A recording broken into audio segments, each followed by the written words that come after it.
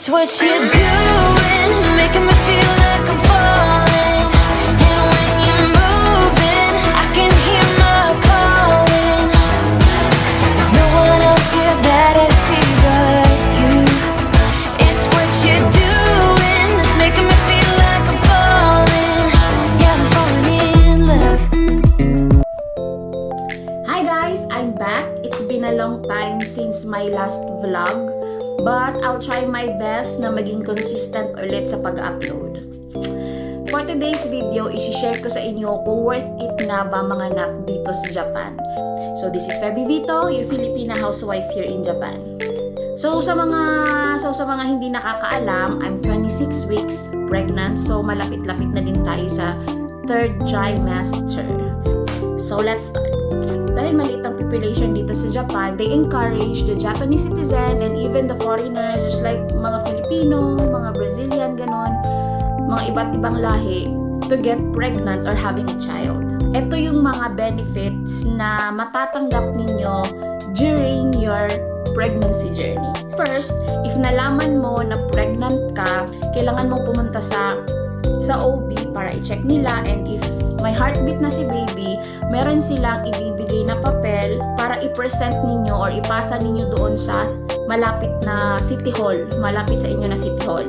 So para ma-collect ninyo yung maternal and child health handbook. So ito ipapakita ko sa inyo kung nung nalaman ko na pregnant ako, so pumunta ako ng clinic to confirm. And yun nga, buntis, and nung chinek ako, meron na siyang heartbeat. Nung meron ng heartbeat si baby, meron silang binigay na papel na hindi ko na maipakita sa inyo guys kasi binigay nandun na sa health center. Sa amin kasi health center kami pumunta. Yung sa ibang kasi sa ibang prefecture, ang alam ko kasi City Hall. Tapos sa amin kasi is health center. So pagpunta ninyo doon, ito yung matatanggap nyo. Ito yung maternal and health handbook. So dito naka-record lahat yung pregnancy journey ninyo, sa panganganak ninyo, and yung kay baby din na mga vaccine, kung ano yung mga development, ganon, dito nakalagay lahat, naka-record lahat. So eto guys, isa din to sa naka-attach dito sa isang envelope, brown envelope. So kasama dito sa maternal and child health handbook, ito yung voucher, free siya, free, wala kayong bayad sa clinic. Lahat ng mga check-ups ninyo free.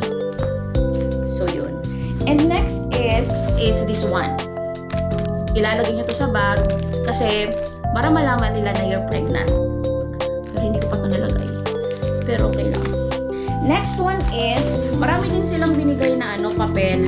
So ito guys, siya, English naman siya. So hindi din mahirap sa atin mga mommies na mga like for us na mga foreigners kasi meron siyang English. So ito yung mga step by step. Ano yung gagawin ninyo kalabas na si baby. So ito yung mga birth registration sa City Hall, ganon. Basahin niyo lang to para meron kayong idea kung ano yung gagawin or kung ano yung mga steps na kailangan ninyo after giving birth, 'di ba? So parang wala din siyang hassle kasi merong English na din siya. And meron din silang mga binibigay ng mga papel. So kailangan mo lang din siyang basahin. Yun. Ito. So kailangan mo lang siyang basahin mga books. Hindi ko pa siya nabasa lahat talaga guys kasi Japanese naman kasi. Yung itong mga procedures lang after birth ang English. So yun. Mga maliit, yung mga foods, mga sample foods, ganon. So okay siya.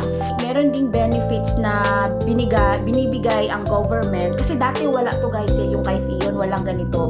Ngayon lang din to.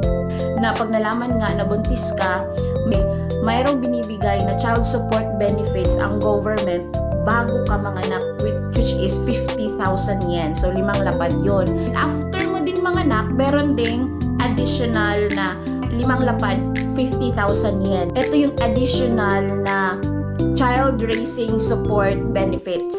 So, a big help talaga, lalo na sa mga first time mom, ganon, diba? Isa din sa binibigay na support ng government is pag mga naka is yung 50 kalapad. Dati kasi kay Tion is 42 kalapad siya.